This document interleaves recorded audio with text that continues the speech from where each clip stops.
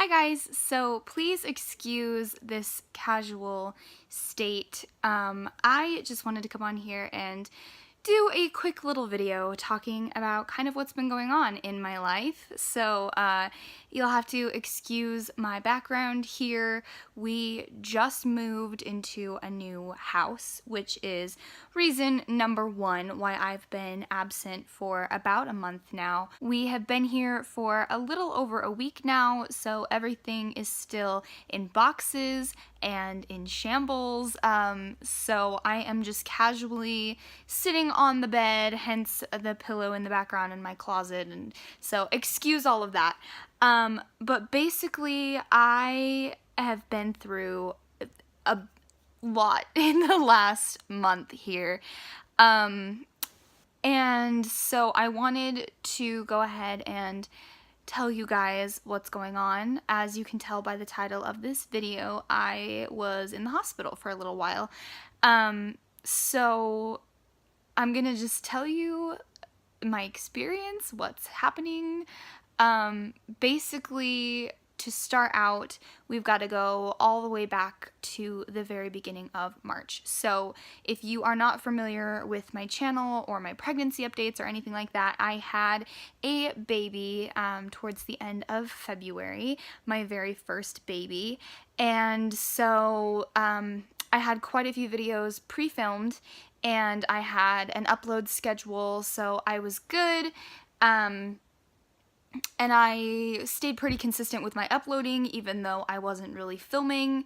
Filming with a newborn is very hard, harder than I thought it would be to find the time and the quiet and all of that, the energy and motivation to get ready to film, which is why I'm kind of just thrown together today. But anyway, so I had a baby, and I was still not really feeling myself afterwards. I was having a hard time just being like really super nauseous with every meal, and I thought that, of course I was always cracking jokes that like, oh, the morning sickness was supposed to go away when I had the baby, so we kind of thought something was up. We weren't really sure what was going on. When she was about 3 weeks old, maybe about 4 weeks old, I was at a doctor's appointment with her and my husband, and I started to get this really sharp pain, and I thought that it was just gas pain because that happened a lot when I was pregnant with her. If you've seen my pregnancy updates, I would get really bad sharp pains like in my ribs, and it was really hard to breathe, and so I would run a hot bath and lay in the water for a little while, and it would kind of relieve some of the pressure. So that's what I thought it was. And so we hurried, we rushed home, got me in the bathtub, and nothing was helping. I couldn't breathe. It hurt so bad. I was in excruciating pain, and it got to the point where I was like gasping for air. It was very scary. I thought legitimately that I was having a heart attack. It was very painful, super scary.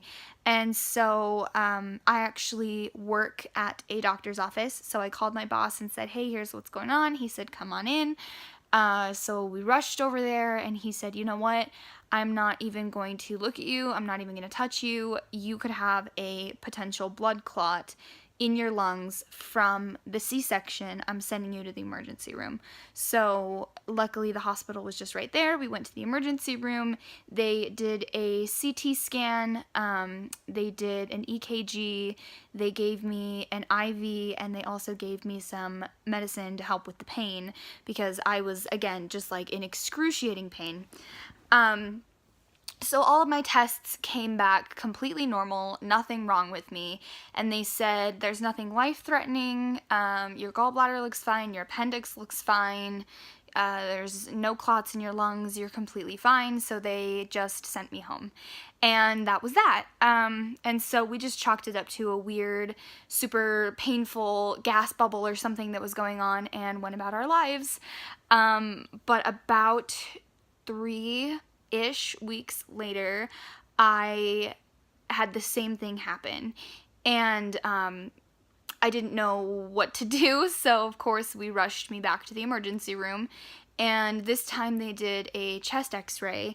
They also gave me an IV, they gave me the pain medication, they did an EKG, and everything checked out completely normal again. So they diagnosed me with what is called pleurisy, and that is basically an inflammation of the lining around your lungs. So it makes it super painful to breathe, because it's inflamed, and so they prescribed me a tapered steroid pack. So it was like a 1-week pack, and so day 1 I took 5 pills, day 2 I took 4, day 3 I took 3, so on and so forth. And so I did the steroids, and actually during this time, keep in mind, we are first-time parents, and at this point we have like a 6-week-old baby, and so we went and stayed with my in-laws because we really needed the help with the baby. And in fact, my husband, I think it was day 2 of me being on this steroid, actually got the flu. And then the next day, I got the flu. And so we were at his parents' house for literally almost an entire week because we were both so sick, like throwing up, trading places in and out of the bathroom. It was just horrible. So, yeah, that was pretty bad. But actually, the day after they had diagnosed me, we had to take me back up to the emergency room because I was having the same pain again, and I didn't know like where else to go. Obviously it wasn't an emergency, I knew what was going on, I knew exactly what it was, but I didn't know where else to go to get that pain medication, because that's the only thing that helps, is them putting it through the IV, and it's like excruciating pain. To give you an idea, when I had my C-section, the worst, on like a pain scale from 1 to 10, the worst I ever got was like a 3. I was at a 10. It was excruciating pain, just like really like stabbing every single time you take a breath. And it's scary to not be able to breathe. It's very, very scary. So yeah, we went to the emergency room. They helped me out. They gave me a stronger pain medicine to take home. And I did the steroid pack, like I said, and that seemed to clear everything up, and we were good to go. About 3 weeks later, I again had the exact same pains flare up. And this time we went to like an urgent care center because they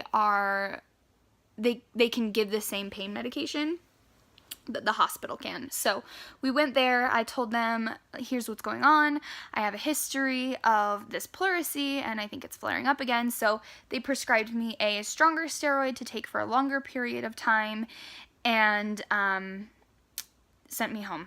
And so day 2 of taking that steroid, I was in excruciating pain, and I was with my in-laws. My husband was at work, and again, I was staying with my in-laws because I needed help with the baby. And they live about half an hour away from the hospital, so we drove up to the hospital, but there's actually an urgent care center that's right next door. So my father-in-law brought me up to this urgent care, and we went in, and there was a ton of people there, of course. We waited for probably about 45 minutes, and I was in so much pain that I was almost like about to pass out.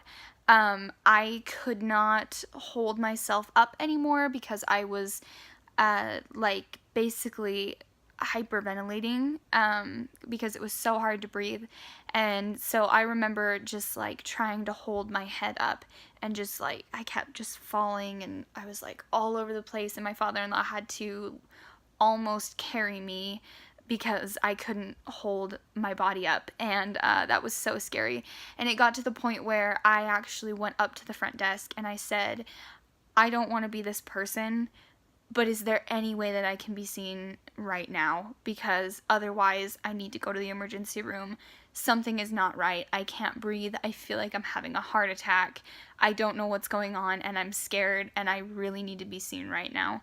And so they got a nurse to bring me back. They took me in the room. I told them what had been going on with the pleurisy, blah, blah, blah. And they said, okay, we're going to go get the doctor. I said, please hurry. I really, really need a shot of something. I need an IV. I need some pain medicine, and I need something for nausea. I'm really not feeling good. I can't breathe. I'm having a really hard time. And this was like intense. Meanwhile, the whole time my husband's at work, and I'm with my father-in-law. And so he's like calling my husband to tell him what's going on, and here's where we're at, and blah, blah, blah.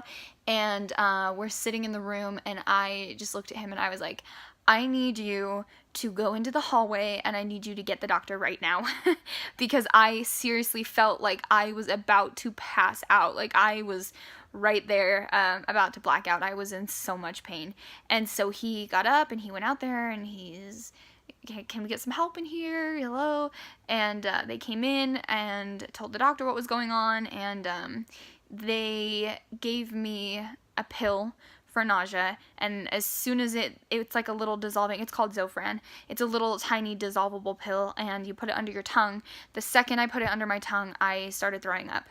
And I went an entire 9 months of my pregnancy, didn't throw up one time, and here I have a 2-month-old baby and I'm puking. So I was not happy about that. But yeah, so I threw up because I was in so much pain, and they went ahead and gave me a shot of morphine, and I knew that something was really seriously wrong because they put me in a wheelchair and wheeled me out to his truck, and I got in the truck and we drove next door to the emergency room, and he got me out of the truck, got me in a wheelchair, wheeled me inside, and in that amount of time, it couldn't have been more than 15 minutes, I was already hurting through the morphine. So I knew something was really, really wrong because I had had a shot of morphine before with this pain, and it had lasted me a good hour and a half, 2 hours. So I was like, for me to be hurting in 15 minutes of getting a shot, I'm in a lot of pain. So they took me in through the emergency room, and they did the same thing as always, an IV, pain medication, they did an EKG, and then they decided to do a chest x-ray, and then the doctor also ordered an ultrasound, and she came in and looked at my gallbladder, and as she's looking at it, she's like, yeah, just between me and you, I wouldn't be too attached to that because you might be losing it. So they discovered that I had a whole bunch of gallstones and a whole bunch of sludge in my gallbladder, and they determined that I needed to have it taken out. At this point, it was around midnight, and my husband had just gotten off of work and came over to the emergency room.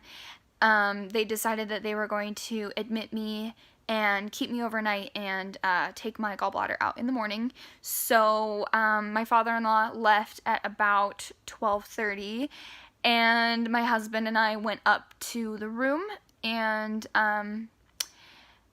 I don't remember a lot after this. They got us up in the morning. It was pretty early, and they wheeled us downstairs to the surgical floor, and they brought us into a little room, and I remember the anesthesiologist came in and talked to us, and the doctor came in and talked to us, and I don't remember anything else. All I remember is wheeling out of the room, and that is it. And I remember them telling my husband that they would take him to the waiting room, and then after the surgery, the doctor would come and talk to him, and then they would bring him back to my room.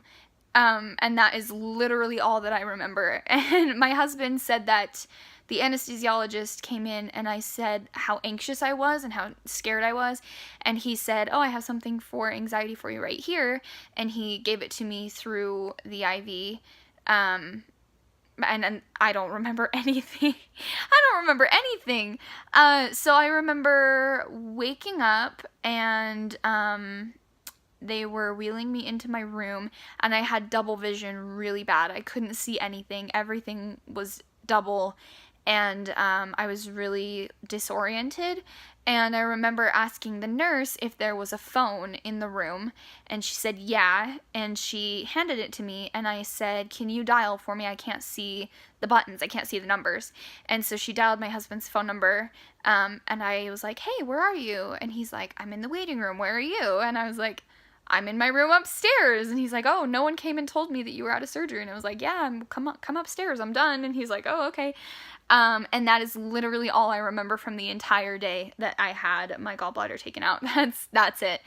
The next morning, the doctor came to, like, talk to us, tell us how it went, and he said that while they were in there, they discovered a gallstone that had gotten out. They didn't know how many gallstones had gotten out, but they found one that had escaped, and they got that out, and they removed the gallbladder, blah, blah, blah. And he said that I had pancreatitis, which is inflammation of the pancreas. And he said that there was a lot of fluid that was built up, and it was really, really inflamed, pretty bad.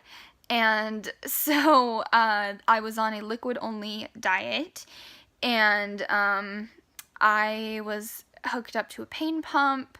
I was hooked up to oxygen. My heart rate was really, really high.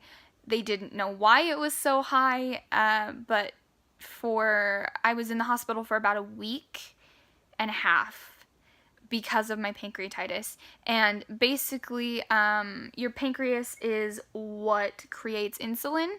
So I came very, very close to becoming diabetic because my pancreas was in really bad shape. And apparently it's like a really serious deal. He told me that about 80% of people who are as bad as I am would be in ICU. So I got pretty lucky that I didn't have to go into the intensive care unit. But yeah, I still can't even wrap my head around the fact that I was actually that sick. I probably should have been on a feeding tube, he said, but they were trying to avoid having to do that. So they were giving me a lot of IV fluid, and they were giving me a lot of pain medicine because it's very, very painful. So yeah, eventually he cleared me to go on to a soft diet, and then I was on pretty much a regular diet. Like I said, I was in the hospital for about a week and a half. I think in that entire time my heart rate did not go below 110. I don't know why my heart rate was so high, but it was crazy high.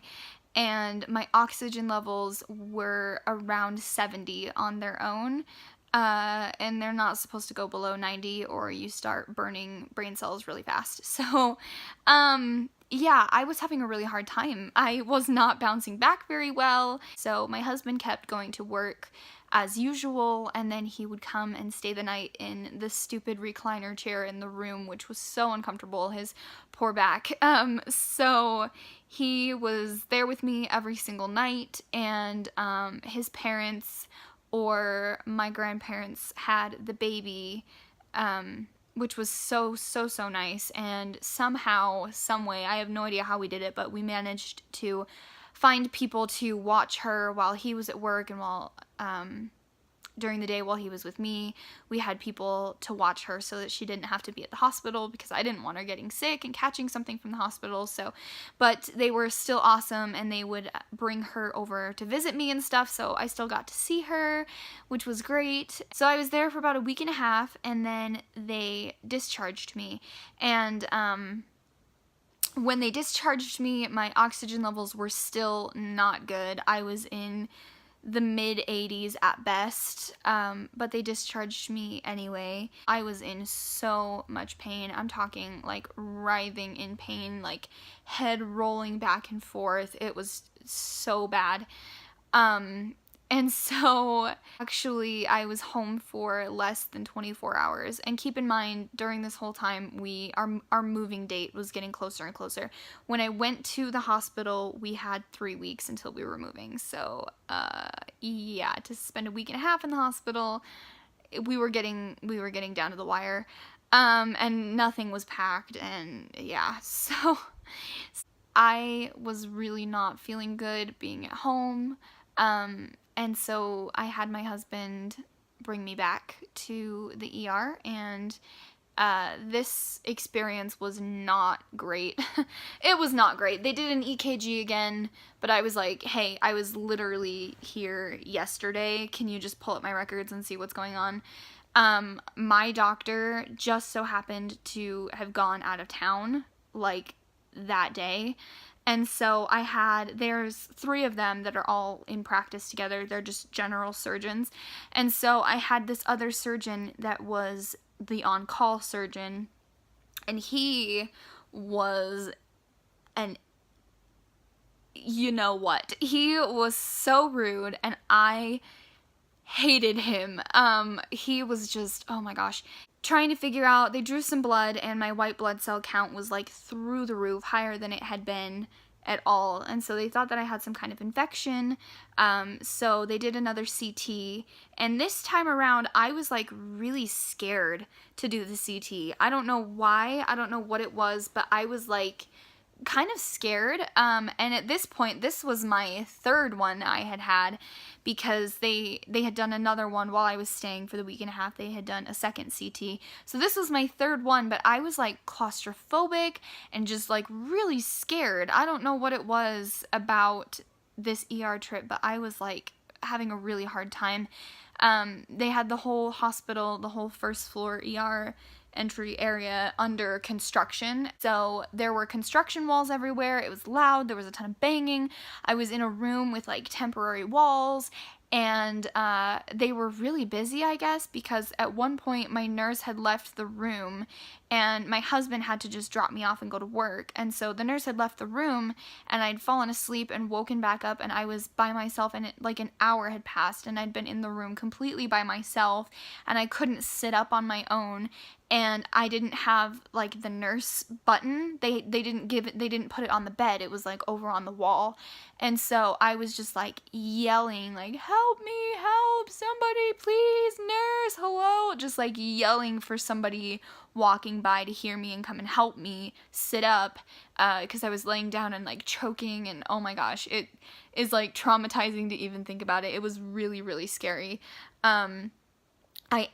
We went into the ER at about 10 o'clock that morning, and they didn't get me into a room until like 7 o'clock that night. So I literally spent the entire day on a super uncomfortable, tiny, cheap little ER bed, and it was like just so uncomfortable, and I was in so much pain, and really nauseous, felt like I was gonna throw up, and didn't really know what was going on. And I hadn't eaten all day, and so my father-in-law came over, and he was going to go and get me. All I wanted was some french fries. I just wanted some curly fries from Arby's.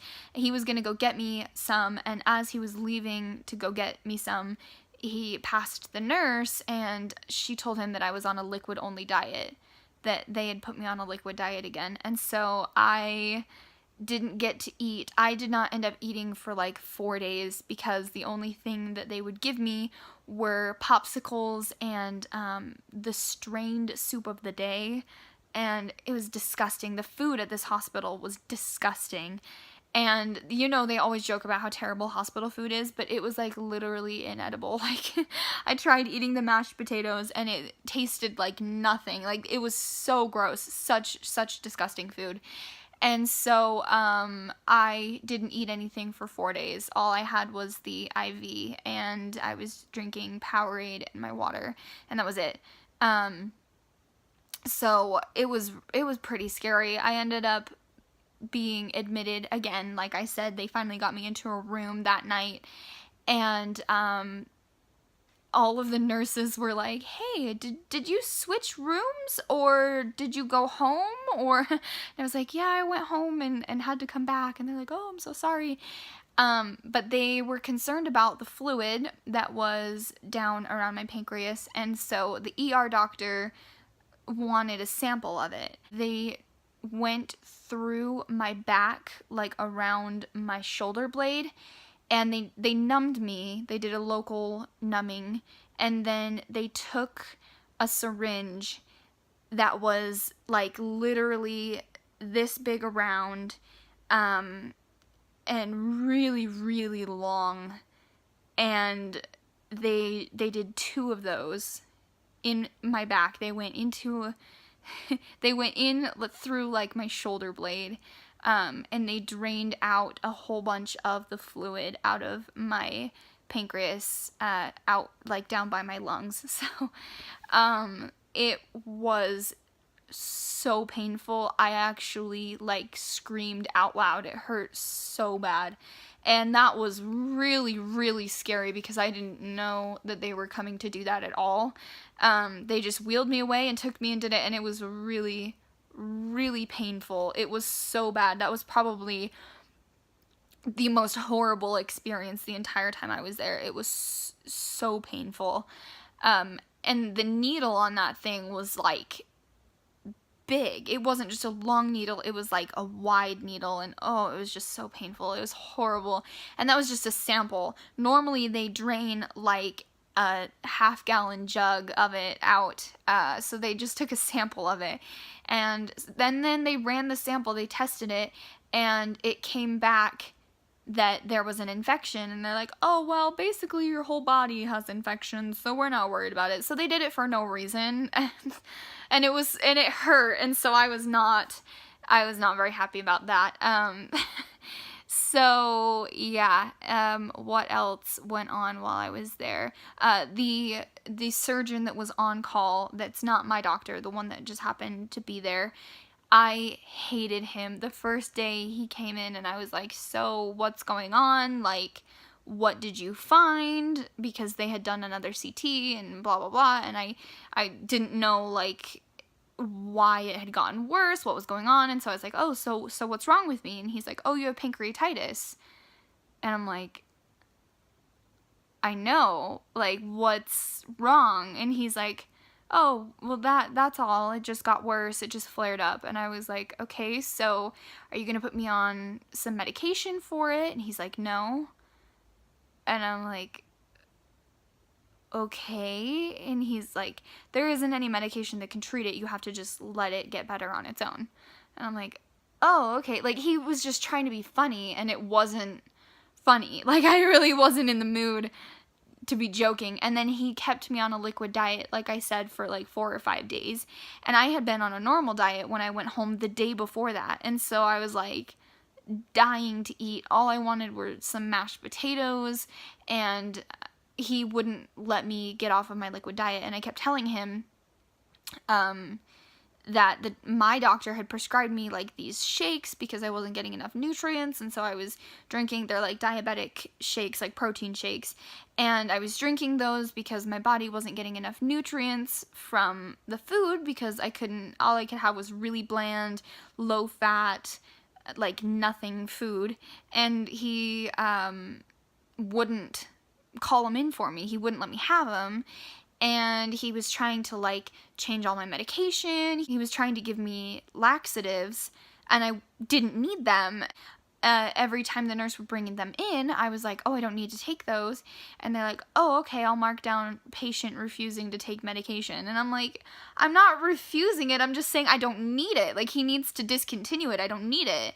And he wouldn't discontinue the medication, and it was just crazy. And then finally my doctor got back into town, and he came and saw me and got me back on track, and I was able to eat again, and I was able to go home after about a week. So I spent 3 weeks in the hospital, and they discharged me the second time with oxygen, which was good. And I was on that for about a week until I went and had my follow-up appointment, and then they checked my levels, and I was high enough that I haven't needed it. So yeah, I got out of the hospital about a week and a half ago now. And during this whole time, I got home on Thursday, and we moved on Saturday.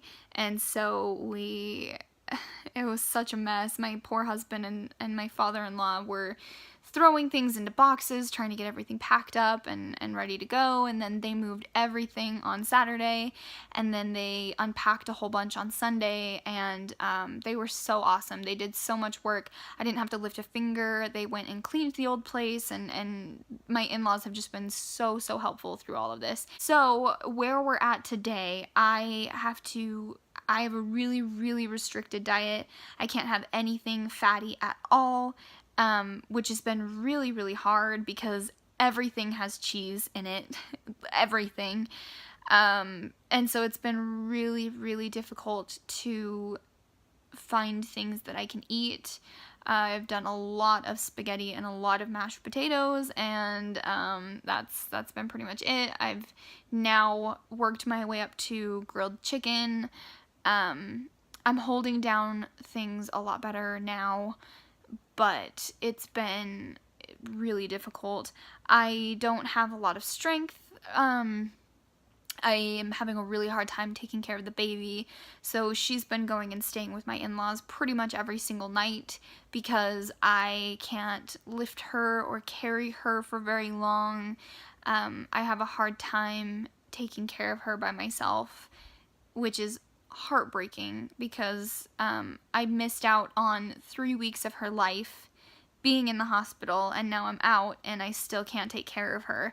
So it's been emotionally so hard and such a struggle and so unfair. Right after having a baby, like, that this would happen is just crazy. And it's crazy to me, like, I can't wrap my head around the fact that I actually went to the hospital for 3 weeks. Like, you have to be really sick to go to the hospital for that long, and I just can't wrap my head around that.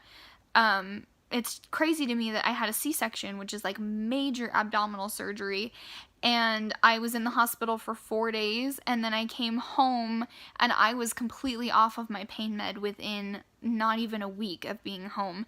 And then for me to just randomly have to have my gallbladder out and get pancreatitis and be like in the hospital for 3 weeks when I just had like huge abdominal surgery and I was out in 4 days, like, it just doesn't make sense. It just is crazy. So anyway, that's where I've been. That's what's been going on with me.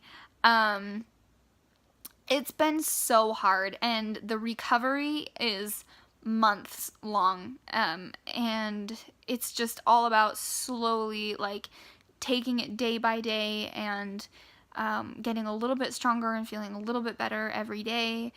But it definitely is better and worse, and it's been very difficult. So yeah, that is what's going on with me. Hopefully I will be able to find some time to be filming.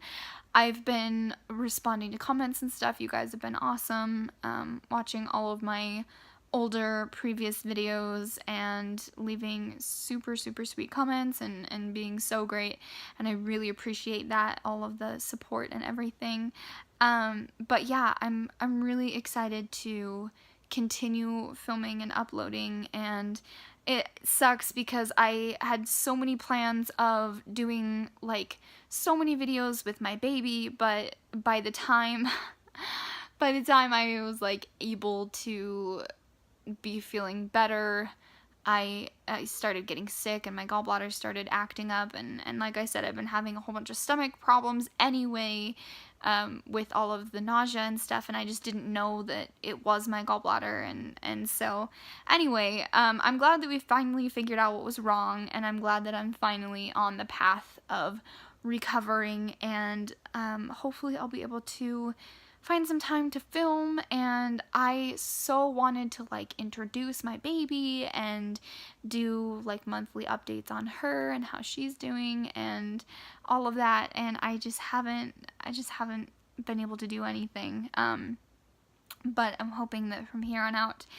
I can have her in some videos and be doing some fun stuff here. So thank you so much for sticking with me, to all of my subscribers. Thank you for being patient with me over the last few weeks that I haven't been able to be uploading. And I really appreciate all of the support and the comments. If you're not subscribed, consider subscribing because, like I said, I'm going to be putting out some new stuff here soon. And thank you so much for watching this super, super long video of my crazy life. And I really appreciate you guys, and I will see you next time.